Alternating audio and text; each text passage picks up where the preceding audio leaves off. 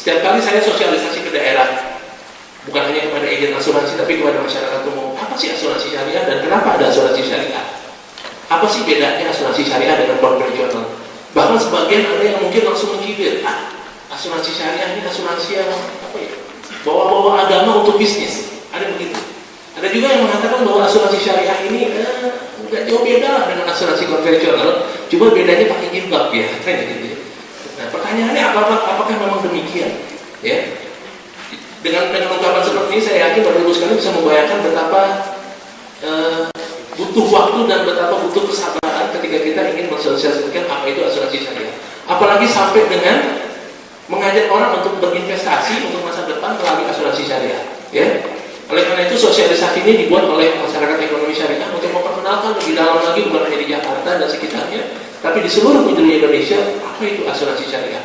Kembali kepada pepatah mengatakan tak kenal maka tak sayang, tak sayang maka tak cinta, tak cinta maka tak menjadi nasabah asuransi syariah kan gitu. Oke, next. Kenapa ada asuransi syariah? Prinsip dari fikih muamalah mengatakan al-aslu fi muamalatil ibahah illa ayyadullah dalilun ala tahrimiha. Itu bahasa Arabnya. Bahasa Indonesianya adalah sesungguhnya al-aslu fil muamalah, asal muasal dalam muamalah itu boleh, kecuali ada ketentuan yang mengharamkan. Jadi kalau kita berbicara tentang asuransi secara khusus, maka pandangan syariat asuransi itu diperbolehkan, kecuali ada hal-hal yang diharamkan yang tidak boleh ditabrak oleh asuransi syariah. Yang akan kita bahas, yang biasanya saya bahas dalam sosialisasi ini, apa sih yang diharamkan? Karena pada dasarnya sekali lagi banyak orang belum memahami akan arti penting dari asuransi. Ya. Gampangnya begini, kalau orang itu punya duit, punya uang, taruhlah 300.000 rupiah. Seorang ibu-ibu punya duit 300.000 rupiah. Di sebelah kanannya ada agen asuransi menawarkan, Bu, buat masa depan, marilah kita berinvestasi. Kalau terjadi sesuatu, maka uang yang ibu tabung bisa untuk melanjutkan kehidupan. Di sebelah kanannya ada sales tas. Ya. Sales tas KW2 gitu ya. Louis Vuitton tapi KW2. Kira-kira menurut Bapak Ibu sekalian mana yang lebih disambut oleh ibu? Asuransi apa tas? Dan ini tidak hanya terjadi di Indonesia, di Malaysia, Singapura, di negara manapun itu terjadi, gitu ya. Nah, sosialisasi kami ya, di awal kalau kami ingin menjelaskan apa itu asuransi syariah, kami ingin menjelaskan bahwa asuransi itu penting. Ya. Asuransi syariah itu bisa berjalan, ya, dengan catatan selagi tidak bertentangan dengan apa-apa yang diharamkan oleh syariat. Jadi prinsip pertama adalah kenapa asuransi syariah itu ada? Asuransi syariah adalah untuk mengcater kebutuhan orang atau masyarakat Indonesia dan juga masyarakat di negara lain akan kebutuhan asuransi yang sesuai dengan keyakinannya. Pertanyaannya adalah apa yang kemudian diharamkan? Nah, kan gitu. Kita nggak usah bicara halal, kita bicara yang diharamkan karena ini realnya, ini rambungnya. Ya. Dewan Syariah Nasional, Majelis Ulama Indonesia, Pak Hidayat salah satu pengurusnya, ketika mengeluarkan izin atau rekomendasi gitu ya kepada perusahaan asuransi untuk mendirikan asuransi syariah, yang pertama dicek adalah ini dulu nih Bapak Ibu sekalian. Ya. 7 hal yang diharamkan. Ya. Dalam operasional atau praktek keuangan yang tidak boleh dilanggar, khususnya oleh asuransi syariah.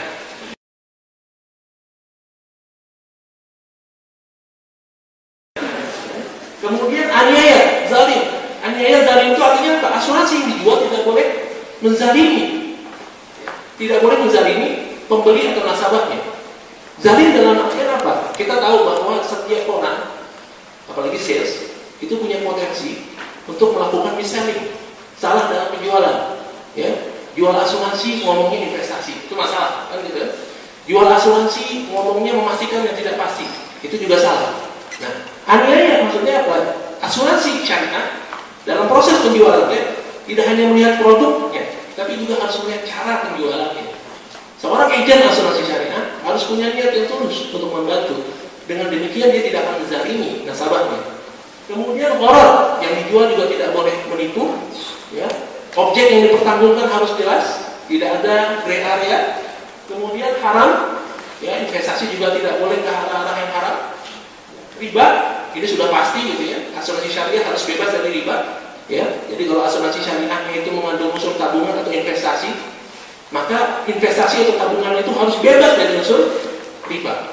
Apa saja nanti mungkin Ustaz Hidayat akan memberikan penjelasan ya dalam penjelasannya. Intinya adalah asuransi syariah harus benar-benar memastikan ketika dia meluncurkan sebuah produk dan menjualnya ke pasaran, maka produk itu benar-benar comply dengan aturan syariah. Salah satunya harus bebas dari riba atau bunga. Ya. Dan yang terakhir suap. Jangan sampai orang membeli asuransi semata karena bukan karena kebutuhan, tapi karena ada iming-iming. Ya. Sekarang ini kan zaman begitu maju ya. Ketika orang menjual sesuatu kadang-kadang diawali dengan iming-iming. Takut gak laku kan gitu ya. Bapak Ibu beli asuransi ya, nanti saya kasih Toyota Avanza. Tertarik gak kira-kira? Kalau beli asuransi dikasih Toyota Avanza, tertarik gak? Pentilnya aja tadi, pentil bannya. Jadi seperti itu. Nah ini 7 hal yang harus dipastikan oleh operator asuransi syariah, perusahaan asuransi syariah, agar apa? Agar mereka benar-benar terlepas dari unsur ini. Baru kemudian Dewan Syariah Nasional bisa mengeluarkan rekomendasi pendirian izin usaha. Berikutnya adalah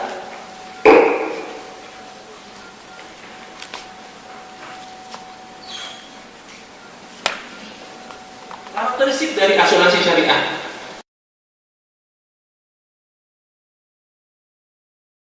Apa perbedaan dasar dari asuransi syariah? Bapak Ibu sekalian, asuransi syariah berangkat dari ayat Al-Quran, surat Al-Maidah ayat kedua. Itu prinsip dasarnya.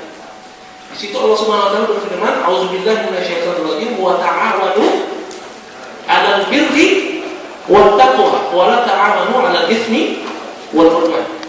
Tolong menolonglah kalian, kerjasama kalian dalam mengerjakan kebajikan dan takwa. Tapi janganlah kalian tolong menolong dalam mengerjakan keburukan atau kefasikan. Bapak Ibu sekalian, karakter dari asuransi syariah benar-benar berangkat dari prinsip itu. Banyak yang bertanya kepada saya ketika sosialisasi asuransi syariah, apa sih perbedaan yang paling mendasar, perbedaan paling filosofis dari asuransi syariah dengan konvensional? Ini untuk menjawab statement dari sebagian orang yang mengatakan, oh asuransi syariah sama aja dengan asuransi konvensional. Perbedaan pertama dari segi filosofinya bahwa asuransi syariah memiliki konsep ta'awun 'alal birri wat taqwa. Tolong menolong untuk kebajikan dan takwa. Bapak Ibu sekalian, konsep asuransi konvensional secara umum, biasanya kalau kita belajar teori asuransi, ini akan keluar pertama kali.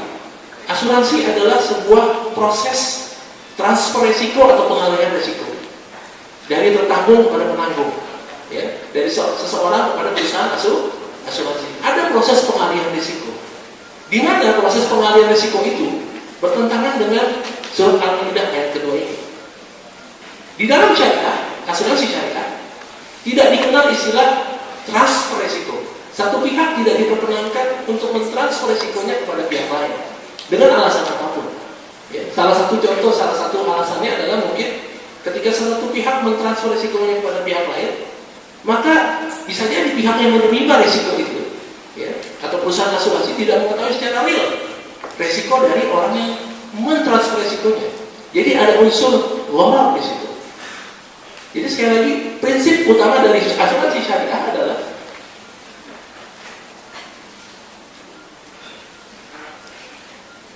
kerjasama yang bersifat saling melindungi dan tolong-menolong di antara sesama peserta. Atau bahasa Arabnya ta'awun bin takafur, tolong-menolong untuk saling menanggung. Ini perlu kita ingat.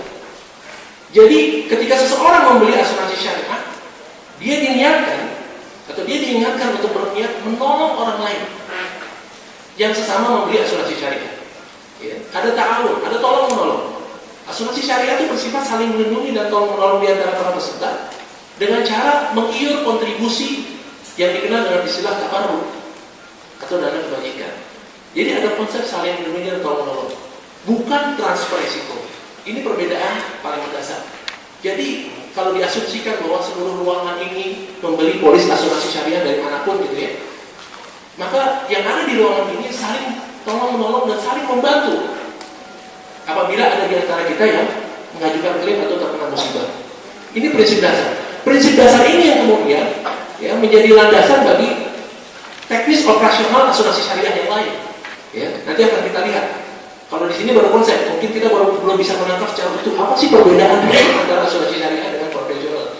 Tapi nanti begitu masuk ke arah yang sifatnya teknis, contohnya masalah akuntansi atau pencatatan, baru akan kita lihat bagaimana sih konsep tolong-menolong itu berjalan. Ya. Jadi kata kunci dari asuransi syariah adalah asuransi bersifat saling melindungi dan tolong menolong.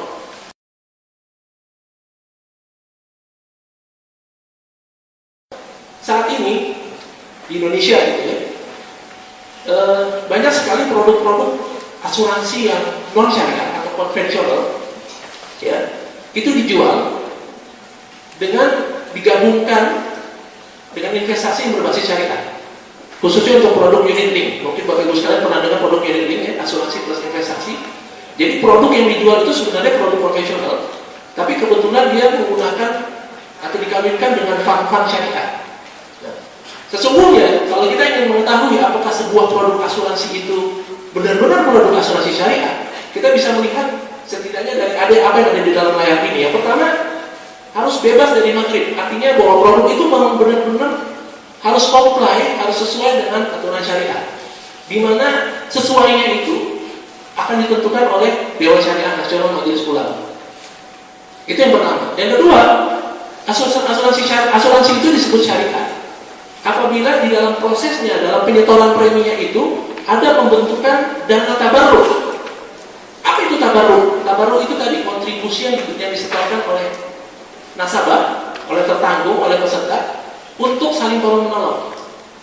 Jadi harus ada dana yang dihibahkan oleh peserta, ya, untuk saling tolong menolong dengan sesama peserta yang lain. Intisari dari asuransi syariah itu adalah di sini.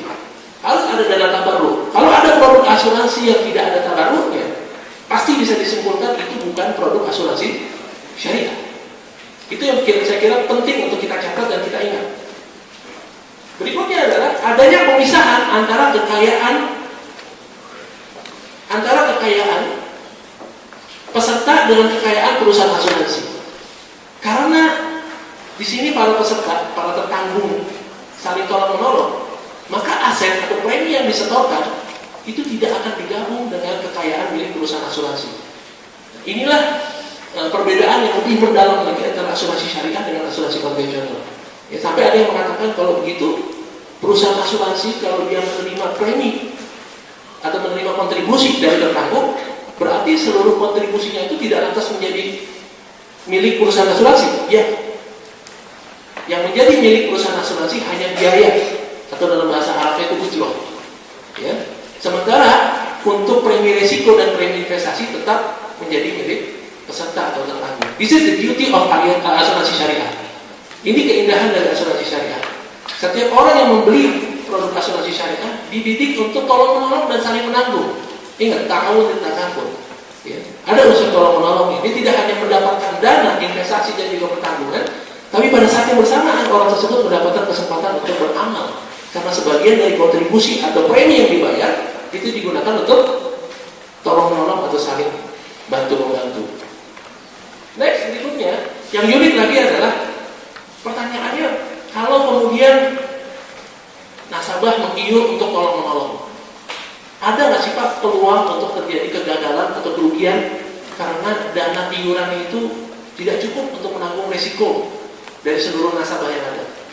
Jawabannya ada kemungkinan. Itu sebabnya selain ada pembentukan dana tabarruk, di asuransi syariah juga ada yang namanya dana qard. Dana qard itu dana yang diambil dari operator atau dari perusahaan asuransi untuk menalangi kalau terjadi defisit atau kekurangan dana tabarruk. Sekali lagi saya katakan, inilah indahnya asuransi syariah. Ya, jadi semua pihak, tidak hanya senang peserta, tapi perusahaan asuransi pun ikut tolong menolong dengan cara mempersiapkan cadangan dana yang disebut dengan Alqor. Belakangan ini tahun lalu Bapepam, Badan Pengawas Pasar Modal Lembaga Keuangan itu bahkan mengeluarkan peraturan ketua di mana Alqor ini harus benar-benar dicadangkan dan dilaporkan dalam laporan keuangan. Tahun-tahun sebelumnya belum berlaku, baru berlaku tahun 2011. Jadi pemerintah itu benar-benar memberikan perhatian yang luar biasa terhadap pertumbuhan asuransi syariah dengan mengeluarkan banyak peraturan-peraturan untuk mengawasi dan memperketat operasional dari asuransi syariah. Berikutnya adalah dalam talk saya diminta untuk menjelaskan apa sih kira-kira kiat sukses dari asuransi syariah. Kalau asuransi syariah itu hanya boleh mengambil biaya dari premi peserta, artinya premi itu tidak boleh diakui sebagai income dia, lantas perusahaan asuransi hidupnya dari mana? Kan gitu pertanyaannya. Ya, kalau di konvensional, di asuransi non syariah, begitu premi disetor oleh seluruh peserta atau tertanggung ke rekening perusahaan asuransi, maka premi itu otomatis dari asetnya perusahaan asuransi. Tapi kalau di syariah tidak bisa. Ya, hanya sebagian saja yang bisa dianggap sebagai pendapatan, selebihnya tetap menjadi kekayaan dari peserta.